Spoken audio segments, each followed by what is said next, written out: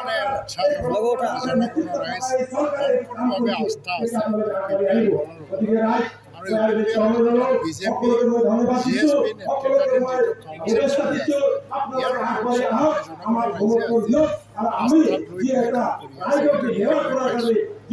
এইকাৰণে UPPL-ৰ দলৰ ভৱিষ্যতটো উজ্জ্বল আৰু আগন্তুক নিৰ্বাচনত UPPL ভাল ৰিজাল্ট কৰিব পাৰিব সন্দেহ নাই।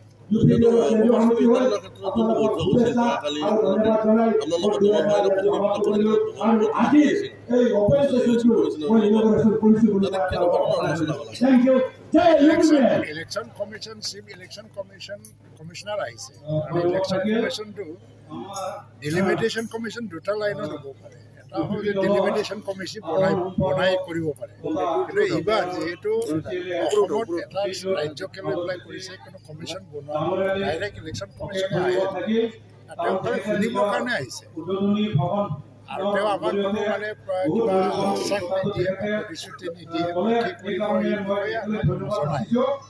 জনগণৰ ৰাইজক লৈ সংগঠন ৰাজনৈতিক দলবিলাকে কি মতামত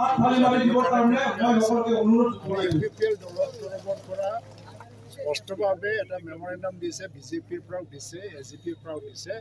আমাৰ যিটো মিত্ৰজোঁট ইয়াত আমাৰ কোনো কিবা নাই, মানে ডিফাৰেঞ্চ নাই। আমি প্ৰায় একেধৰণে আমাৰ কথাটো কৈছোঁ আৰু বিশেষকৈ আমাৰ জনজাতি আন্দোলনৰ যিটো ইতিহাসটো চাই পেলাই যিহেতু কোকৰাঝাৰ সমষ্টিৰ পৰাই জনজাতি আন্দোলনৰ কৰিছিল আৰু গোটেই অসমত যিটো এটা জনজাতিৰ জাগৰণ এই অঞ্চলৰ পৰাই আৰম্ভ হৈ পেলাই গৈছে।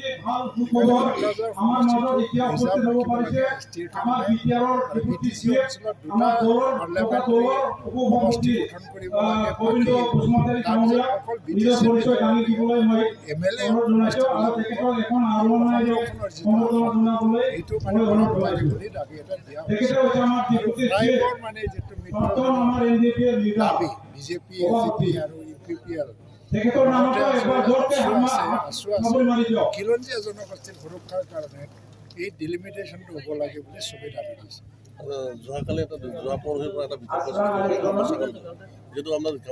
বিতৰ্ক হ'ব লগা এখন নাই, এইটো এটা ঘটনা ঘটিছে। এইটো লৈ পেলাই এটা জাতীয় আৱেগ কিবা কিবি ৰাজ্যভিত্তিত এটা বিতৰ্কত যদি লৈ যায় সকলো বিষয়টো লৈ যাব পাৰে, কিন্তু মোৰ ব্যক্তিগতভাৱে যিটো এটা মতামত গামোচাটো সমন্বয়ৰ নামতে নামতে ইমান ফিউজ